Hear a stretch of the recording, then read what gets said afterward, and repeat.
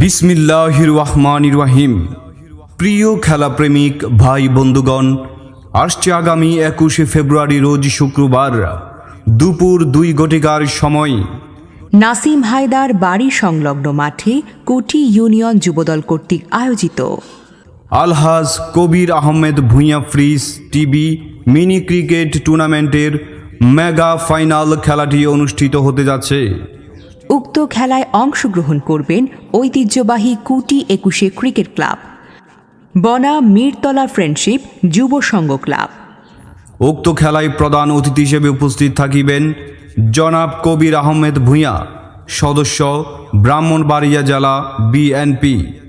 প্রধান মেহমান হিসেবে উপস্থিত থাকবেন অ্যাডভোকেট ফখরুদ্দিন খান, সভাপতি কসবা উপজেলা বিএনপি। উক্ত খেলায় উদ্বোধক হিসেবে উপস্থিত থাকিবেন জনাব শরীফুল হক স্বপন, সাধারণ সম্পাদক কসবা উপজেলা